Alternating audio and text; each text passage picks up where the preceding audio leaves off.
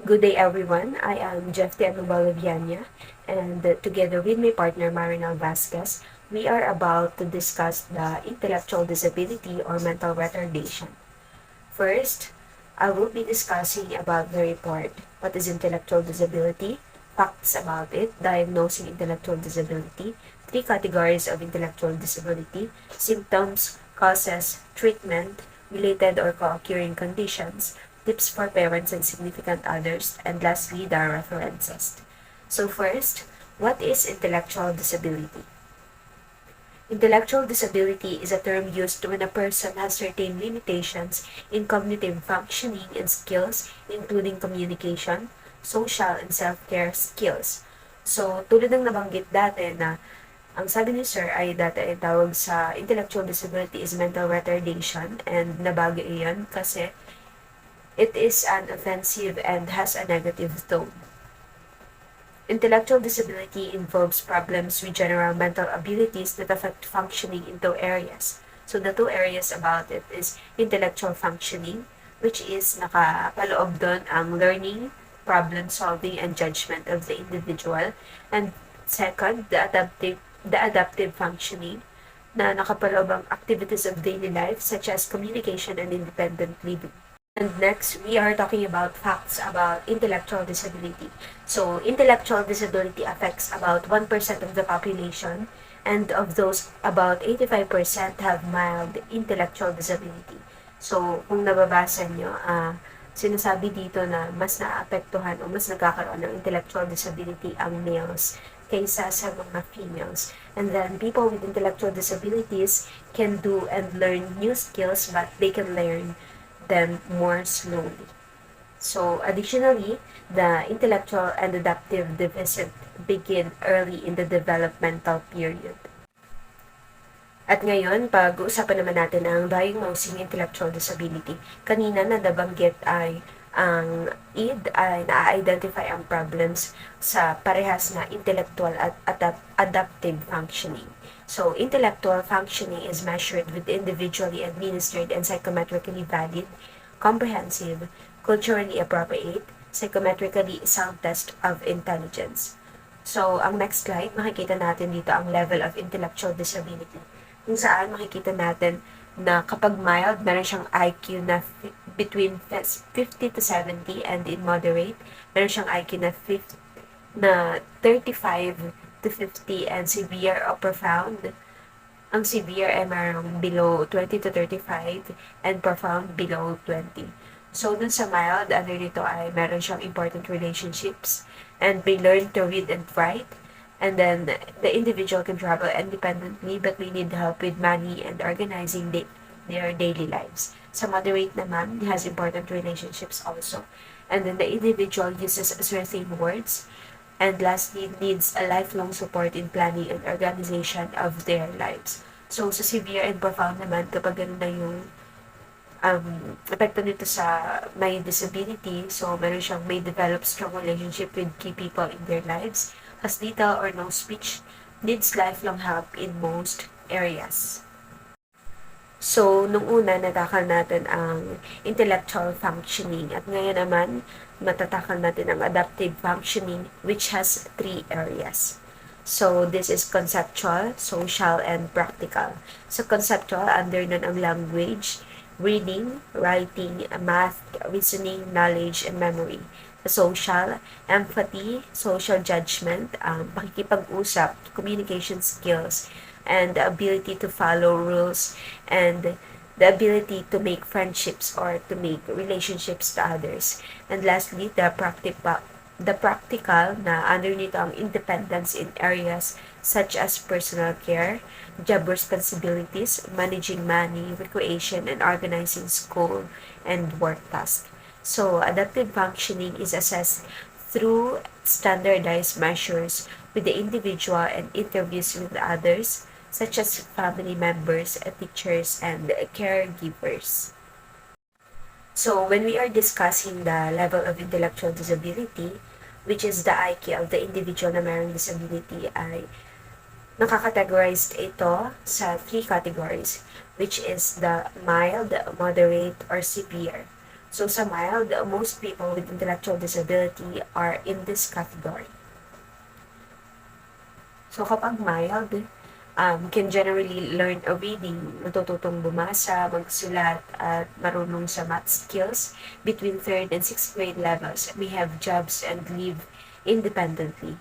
Kapag moderate naman, may be able to learn some basic reading and writing, able to learn functional skills such as safety and self-help, requires some type of oversight supervision, and severe, probably not able to read or write, although they may learn self-help skills and routines, require supervision in their daily activities and living environment.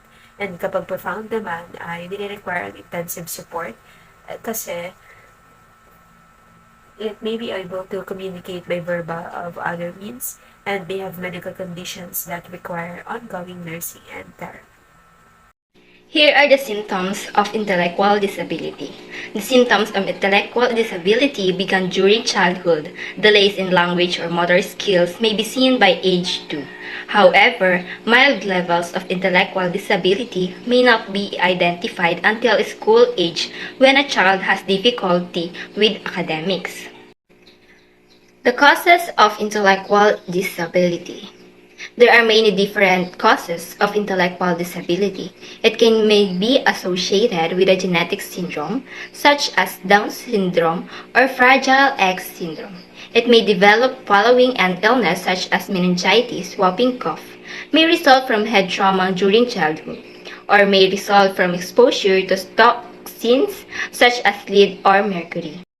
Other factors that may contribute to intellectual disability include brain malformation, maternal disease, and internal influences such as alcohol, drugs, or other toxins, a variety of labor and delivery-related events, infection during pregnancy, and problems at birth, such as not getting enough oxygen can be also contribute.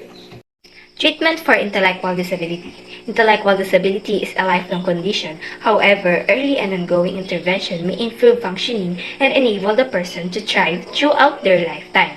Underlying medical or genetic conditions and co-occurring conditions frequently add to the complex lives of people with intellectual disability.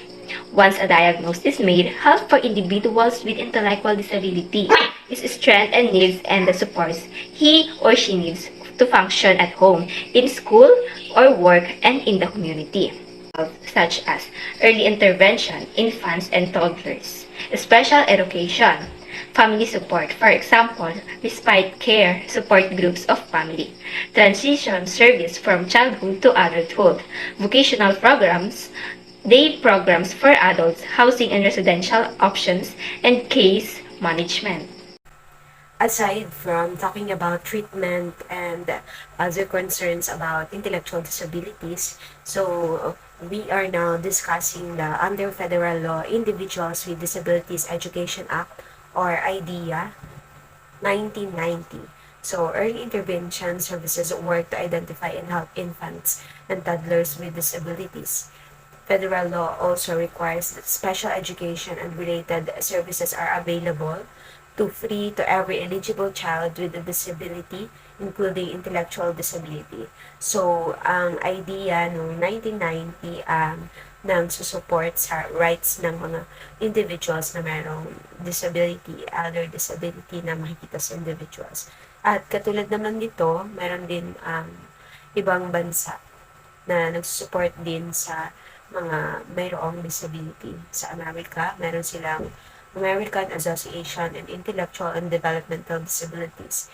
It stresses that the main reason for evaluating individuals with intellectual disabilities is to be able to identify and put in place the support and services that will help them thrive in the community throughout their lives. So, in addition, supports can come from family, friends, co-worker, community members, school, a physician team, or from a service system. Job coaching is one example of a support that can be provided by a service system. With proper support, people with intellectual disabilities are capable of successful, productive roles in society. So, based on what I've searched, Persons with intellectual disability have related and co-occurring conditions. Some mental health, neurodevelopmental, medical and physical conditions frequently co-occur in individuals with intellectual disability. So this includes the autism spectrum disorder. Second, attention deficit hyperactivity disorder. Third, impulse control disorder. Fourth, depression. And fifth, anxiety disorders. So it will not be discussed along because parang sa tatandaan ko po ay na-assign na po ito sa ibang group. Tips for parents who have child with disabilities. As per health, learn about your child's disability. Connect with other parents of children with disabilities. Be patient, learning may come slower for your child. Encourage independence and responsibilities. Educate yourself on educational services your child deserves. Learn the laws that are written to help your child live their best life. And the last, look for opportunities in your community for social, recreational, and sports activities, such as best buddies or Special Olympics. So we will not only having the tips for parents, but we also have the tips for significant others according to Department of Education. So, last February 14 to 2023 ay nagkaroon ng National Intellectual Disability Week. So, base sa Department of Education, ang mga may person with disabilities, with intellectual disabilities ay dapat bigyan ng karampatang pagkalinga. Itoon ang pansin sa mga kayang gawin ng bata, pagyamanin ang aktibidad kung saan sila mahusay at maglaan ng oras para nito. Bigyan din sila ng affirmation kapag may nagawang mabuti. Pangalawa, hatiin sa maliliit na hakbang ang mga mahahaba at bagong gawain. Ipakita ang mga hakbang isa-isa at ipakita kung paano ito gawin. Maaari ring magpakita ng picture para sa mga bagong impormasyon. Pangatlo, kilalanin ang mga limitasyon ng paaralan. Ang paaralan ay katuwang ng mga magulang sa pagsuporta sa bata, pero walang katumbas ang kailangan nagsisilbing. Walang katumbas ang kalingang nagsisimula sa tahanan. Pang-apat, alamin kung paano magpakita ang stress ng bata. Ito ay hindi lamang sa parents, kundi sa mga significant others, sa mga kaibigan, mga classes, sa schools, sa school environment, sa mga teachers. So, pang-apat, alamin kung paano pagpapakita ng stress ng bata. Maaari siyang mag-shutdown, space out, o himiwalay sa mga kasama. Gumamit ng mga salitang naglalarawan sa nararamdaman ng bata at tulungan siyang tukuyin ito. Panglima, hikayatin ang healthy emotional habits.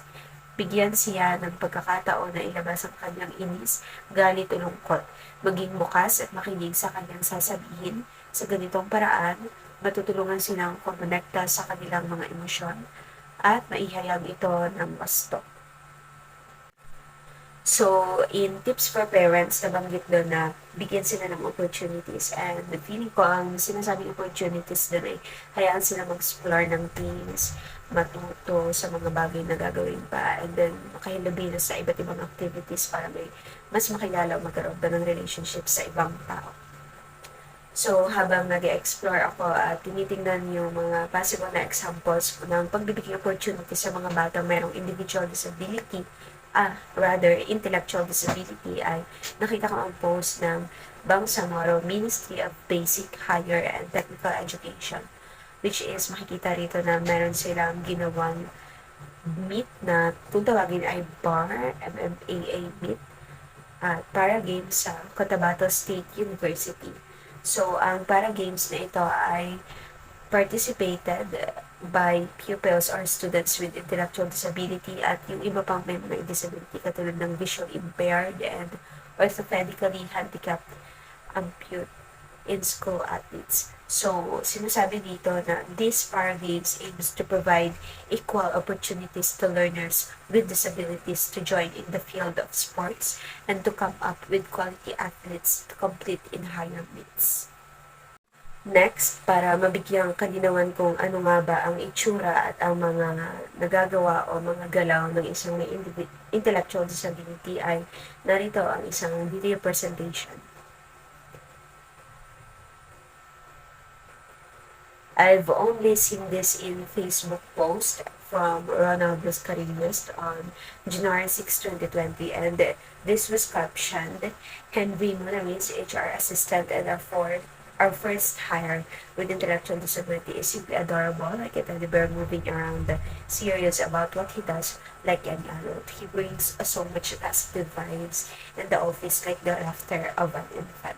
You are God's gift to us, Henry. So, makikita rin dito na nagkaroon ng opportunity ang isang taong merong intellectual disability na mag-work sa kahit anong field. And then, Well, awesome. Well, Jamie wants you to sign this. I see. Wait for it.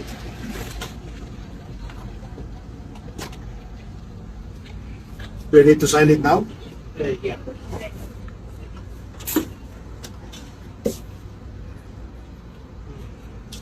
Centaurs.